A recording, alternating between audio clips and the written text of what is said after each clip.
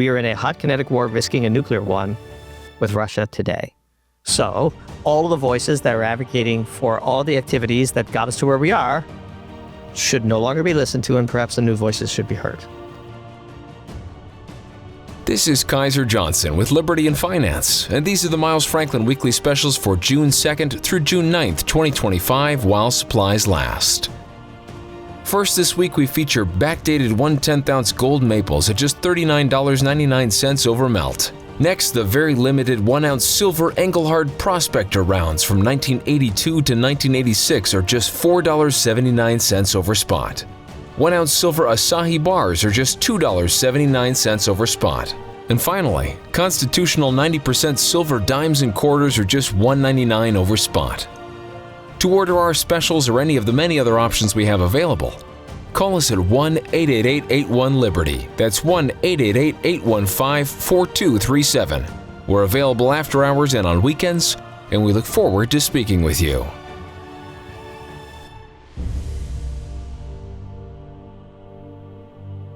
Hey everyone, this is Elijah K. Johnson with Liberty and Finance. And back with us today is our good friend Doomberg from the very popular Doomberg Substack. Thank you so much for joining us today, Doomberg. Elijah, always my pleasure. Well, it's great to have you today. I did want to discuss the major shifts that are happening in the world due to the Trump administration. A few weeks ago, we saw Trump making friends with Saudi Arabia. Your perspective on this, and I know you had some speculation on what they might, Trump might be making some deals with Saudi Arabia with respect to gold. Can you expand on that?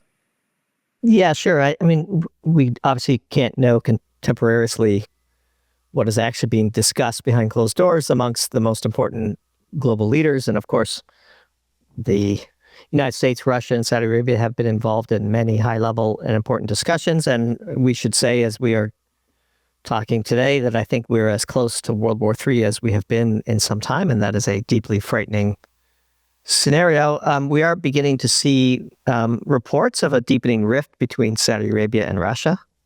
For example, it could be that Trump has convinced MBS to throw his lot behind the U.S. We have rumors of a potential stalling of a deal between the U.S. and Iran. I think the oil markets are responding to risks of such a deal not consummating. I see Reuters was out with a report that an Iranian diplomat was giving the heads up that perhaps Iran would reject Trump's latest offer on the Iranian nuclear issue. So we have a lot of moving parts geopolitically. We have characters like Lindsey Graham showing up in Kiev, and then the next day, Ukraine attacks Russia's nuclear strategic bomber fleet, which seems a wildly escalatory move, just as an outsider, I suppose. Lots going on in the world, and if things take a bad turn, I think the last thing anybody listening should be concerned about is the price of oil or the price of gold. You mentioned how we're really on the steps of World War III. What are some of the significant signs that you're seeing out there right now? Look, I think your view of the geopolitical landscape is shaped by the answer to the following question. Do you think Russia is a military superpower that should be respected? For many people, the question is, do you think Vladimir Putin is an evil man who needs to be confronted? And there are arguments to be made to both of those sort of axiomatic suppositions.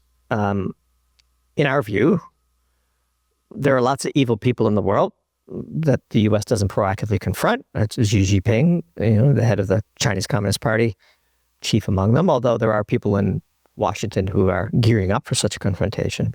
But I think when you're sitting at the head of a state that has 5,000 nuclear warheads, attacking one of their triads is probably quite risky. The thing that is really amazing to watch this is that there's almost no coverage of it in the West. And the extent that there is coverage, it's celebration. I mean, can you imagine if America's fleet of strategic nuclear bombers were attacked by a country, by the way, like this is Ukraine, who is admittedly at war with Russia, but a state actor, Ukraine, is taking proactive and public credit for having attacked Russia's nuclear bombers. That's serious. Like, way more serious than it is being treated in the West. And even if you think Vladimir Putin is an evil man who needs to be confronted, is this the way that the West has decided it needs to confront Putin? Russia has a nuclear doctrine. The U.S. has a nuclear doctrine. Those doctrines were developed over the decades with the expressed intent to minimize the chance of nuclear war. Because once a nuclear war starts, we're all dead. I'd like not to die. I'm guessing you would like not to die. And so we're skating so dangerously close to the edge, and nobody's talking about it. That's the part that blows my mind. And again, to the extent that they are, MSNBC's got a 24-hour news cycle about what a glorious thing this is. That Ukraine has embarrassed the world's largest and most sophisticated nuclear superpower kinetically. Why do you think countries develop nuclear weapons? Why do we, as an international community, work so hard to prevent proliferation? The reason is because once a country has developed nuclear weapons, you have to treat them differently. It is bizarre. It is insane, actually, what's going on. And the fact that Trump now basically owns the war, I think risks being one of the most catastrophic blunders of his administration. And frankly, it risks sinking it. Which, again, if things escalate, is the least of anybody's concerns. What do you account for this shift? Because it seems like at the beginning of his administration, or right before, during the campaign, right, he was really hoping to stop the Russia-Ukraine war as soon as possible, maybe even on day one. But it seems like things have fundamentally shifted with respect to, what has actually taken place over, the first 100 or so days. The fundamental question that I posed at the beginning is one that we should return to. In a world where you think Putin is evil and must be confronted, you don't actually care what he says or what Sergei Lavrov says or what comes out of the Kremlin. But in a world where the head of a state that has a million strong army and 5,000 nuclear warheads has been communicating for the better part of a decade that the country's security risks are being not only ignored, but made more vulnerable by the West, and that there would come a point where military action would have to occur. This is how you get here. Now, there are people who reject that history. There are people who swim in a sea of propaganda that is highly curated by the latter crowd, who would like to portray Putin as evil who needs to be confronted. But if you spend any time reading other people's propaganda, you would have known that President Trump was wildly overestimating the leverage that the U.S. has against Russia, or, said more correctly, wildly overestimating the leverage Russia perceived the U.S. had over Russia, because that's actually what is informative to what Russia's behavior will be, and that there was just no chance that the peace process on the terms that Trump was trying to put forward would succeed. So unless and until you read what the other side is saying and doing, not just what the British propaganda is feeding Western readers, then you could predict from the beginning that this effort on the part of Trump would fail. And Trump is many things. He's most of the things that his supporters and critics say. And I think he probably overestimated his potential to, quote, get a deal done. And any deal that doesn't satisfy in what Russia would say is their, the sort of the root issues of the problem, just wasn't going to happen. It's just politically impossible that Russia would accept those terms. And by the way, it's politically impossible that Ukraine would accept the terms that Russia's pointing towards, which is why we've been saying for many months, the war can only end militarily. And then the West has to decide whether it's going to engage in a nuclear war with Russia over Ukraine. And so my view is Trump doesn't want a nuclear war over Ukraine. Trump doesn't want the war in Ukraine at all. And he correctly assigns the blame of the war to Biden. But the longer he's president and the war is still going on, it becomes more and more his war. And this attack, which at the time of this recording, I haven't seen President Trump acknowledge or President Putin really discuss whether Russia believes the U.S. was involved. I mean, I don't think any serious analyst thinks that the Ukrainians did this on their own without at least some Western help. And that is itself a very dangerous escalation. We're at a very dangerous time. One hopes that saner heads will prevail. But it just amazes, like Russia has nuclear armed submarines stationed all over the world that could independently wipe out most of the Western world. Of course, Russia would be wiped out in the process, which is why nobody wants nuclear war. But you don't build 5,000 nuclear bombs if you have no scenario where you'll use them. And it would have struck me before you and I hit record that proactively attacking Russia's strategic nuclear bombers would kind of be very close to a trigger point for that. You could bet that the U.S. would respond very harshly to such an event. And so if you don't think, as again, I led this conversation with, that Russia, because of its nuclear arsenal, needs to be respected, then you don't care or consider the second and third order effects of launching dozens and dozens of drones at these strategic bombers. And why are these bombers parked outside? You might ask. There's some controversy of this, of course, and we're not experts, but we've heard and read that part of the reason they're parked outside in the open is so that everyone can see they're not armed. It's part of the non-proliferation, right? That these things should be within, sight of satellites. That vulnerability changes things immensely. And it increases dramatically the risk of nuclear war. I don't know who's listening, who's for a nuclear war, right? And so if you're against a nuclear war, then let's talk about the things that one should and shouldn't do if the objective is to override that. Now, that used to not be a controversial thing. There's an entire decades worth of geopolitical negotiations where both sides expressly said their objective is to prevent a nuclear war. It was called mutual assured destruction. There's no scenario, by the way, where either side wins a nuclear war, the planet becomes inhabitable. Like, that's very, very serious.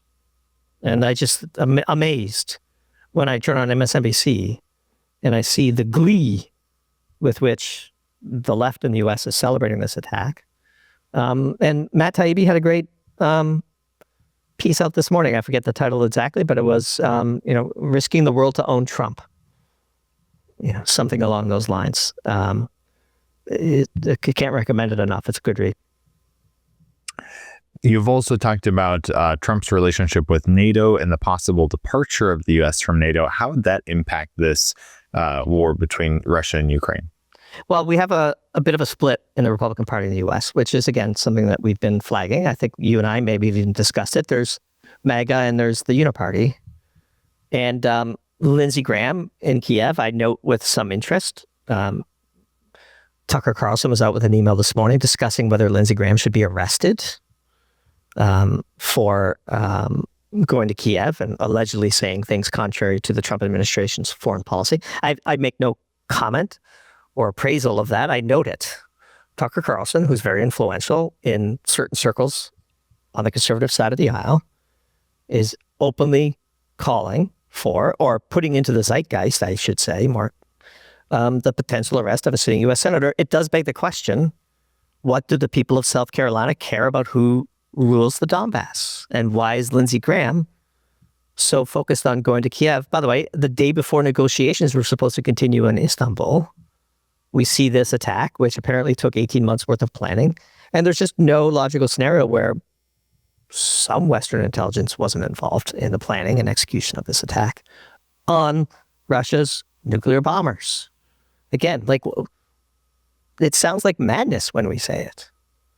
It's really crazy. And so Trump's in an interesting spot. How Trump responds to this event, how Putin responds to this event. By the way, Putin probably has internal pressures as well. One likes to assume in the West that this is a totally totalitarian dictator who has complete control over the powers of the Russian government. I think that's a pretty simplistic analysis. And there's a whole lot of hardliners in Russia that are demanding a violent response to this, what they would call, again, a provocation. Pitted against that is the whole suite of people in the West who get angry if you even acknowledge what's going on inside of Russia. We wrote a piece on Estonia recently, and we had many people in the comments accusing us of being Putin puppets because we actually read what Lavrov said, for example, as if what the second most powerful person in the world's most powerful nuclear country is saying is irrelevant or not newsworthy. It is really a dangerous time when people on the Western side of this geopolitical debate think it's okay to do such things. It seems like as we kind of started this interview out, it seems like there are so many changes happening in the world due to the Trump administration. It's kind of everything at once. With respect to some of the other changes as well, we're seeing a lot of changes in energy. Your perspective on that as we're seeing more positive developments from the administration in the nuclear energy space? Sure. Assuming we survive nuclear catastrophe, then civilian nuclear energy has never had more momentum in say the past 25 years. And in fact, we have a piece teed up that'll probably publish a week from now called Chain Reaction, where we just detail country after country and global organization after global organization retreating back to nuclear. Germany relenting to France on the definition of nuclear being green within the European context. Sweden re-embracing nuclear. Denmark potentially lifting its ban. Belgium reversing course. Even the World Bank. AJ Banga, who is the president of the World Bank, one of the most successful business executives of this era, took MasterCard from, I think, 30 billion in market cap to 360 billion in market cap over the 11 years he was at the head of it. He's now the president of the World Bank, and he is proactively working to lift the World Bank's ban on funding of new nuclear reactors. So you mix the global return to physics with Trump's American energy dominance agenda, and you have really an amazing turn of events, even from the time where we started Doomberg 4 years ago, that few could have predicted. Many have worked hard to make it happen, and they deserve significant credit. But yeah, I think the momentum is clearly in the sales of civilian nuclear energy. Let's hope the wind stays out of the sales of military nuclear energy. How do you see that happening, though? Those two sectors, they're really intertwined, aren't they, though? Well, I mean, in the U.S., for example, we think one of the ways that Trump is going to unstick civilian nuclear energy is to build them on military bases, and then they'll just be built. I mean, once a nuclear reactor is built, generally, it's pretty hard to shut it down. You have the occasional exception that proves the rule, like Germany.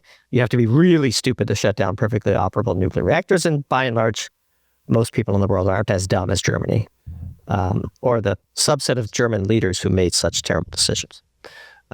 And so we wrote a piece, Pete Hegseth to unstick U.S. nuclear was the social preview for it. And we think that's probably what's going to happen. And look, Trump has surrounded himself with a talented group of mostly business executives or pretty pro-energy leaders like Doug And I think they're probably going to get a lot done. I think we profiled a startup, a piece called Test Case, where the social preview was American Wildcatters Pivot to Nuclear. We profiled Natura Resources, a startup working on molten salt reactors in Texas, uranium-fueled molten salt reactors in Texas, and the driving force behind that is an American entrepreneur named Doug Robertson, who made his fortune in the Permian and is taking one more big swing, climbing up the energy density ladder, as we said in that piece, and trying to bring small modular reactors back to the U.S. and has done a fantastic job of collaborating with the NRC. And I think Trump is going to reform the NRC. So there's great hope, again, assuming we all survive, that we will, in fact, by the time Trump's administration is over, we will have at least catalyzed the approval and the beginning of the construction of a fleet of new reactors. And now turning back to kind of where we started in the gold market here, I did want to get your further perspective on what we've been seeing in gold. I mean, obviously, over the last year and a half, gold has gone up more than 50% here. And it seems like a large portion of this could be central bank buying. But what we're talking about today, really us being on the the cusp of World War III could be a major impact on that. We've seen over the last week or so, gold continue to rise. What are the main drivers at the moment? I mean, pricing World War III into the markets is kind of difficult. Jim Cramer had a great quote, for all of the heat he gets on Twitter. He's actually a pretty interesting fellow to listen to. And I remember him saying this on TV growing up, and it's a kind of quote that sticks with you forever. He says, anytime I see stocks drop on risk of nuclear war, I buy, because who cares if I'm wrong? And so I don't know that it's easy to price in nuclear war risk into the gold markets. I think gold is appreciating against the U.S. dollar because of the sanctions regime, first and foremost. And I think when you weaponize access to the U.S. dollar system, you incentivize central banks, who are proxies for countries, of course, to diversify away from U.S. treasuries and search for a neutral reserve asset that can be used in time of an emergency, for example, to settle imbalances in international trade. And in order for gold to play that role effectively, it needs to have a much higher U.S. dollar price. And I think that's the primary driving force behind what we've seen in the last 18 months, and that you and I have discussed half dozen times, at least. And I don't think you can say this $50 wedge of the current price of gold is due to the 2% chance that we end up in a nuclear war. I just think the market mostly ignores it because they can't care if they're wrong.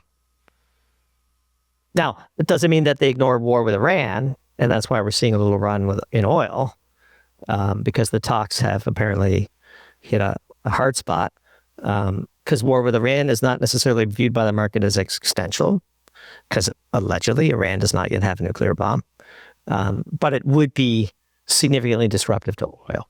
And so I think that's the difference between the two conflicts.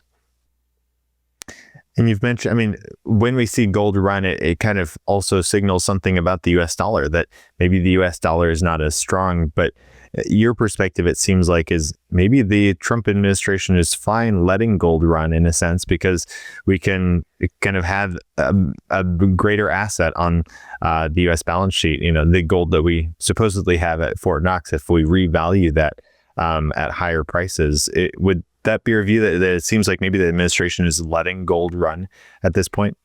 At the highest level, for Trump to achieve the manufacturing renaissance that he, I think, genuinely has stated is his objective, you need a much weaker U.S. dollar. And then, as Luke Roman posed in a series of great articles in his Tree Rings from last week, weaker against what? Right? And the easiest answer is weaker against gold and weaker against Bitcoin. And, letting gold run, quote unquote, doesn't really hurt anybody. It helps all the people that have been stockpiling it. But it also makes it easier for China to integrate its currency into global trade. And it makes it easier for Russia to move its oil. And it runs counter to a lot of the geopolitical objectives that the U.S. claims to be striving to achieve by implementing the sanctions regime in the first place. Again, I think Trump's instinct on this is that he doesn't like sanctions. He doesn't want to do sanctions. He just wants the war to end. In his mind, look, he lifted sanctions on Syria at the request of MBS. I think he would trade lifting the sanctions of Iran for a strict, abandonment of Iranian enrichment. He said as much on social media. So I think the real sticking point for him and the real wedge issue for him is the war in Ukraine and how to end it. And, when you saw that confrontation in the Oval Office with Zelensky and J.D. Vance and Trump, I think that was a more raw look into Trump's actual feelings on the matter, right? And so, but then he gets, he listens to the opinions of others and sometimes he changes his views. So, that's sort of all these things are connected, of course, which is why we keep coming back to them, right? You can't just talk about, the subject of your question in isolation. But I think Luke Roman's fundamental question of weaker against what is a really important one. And I do think it's probably gold.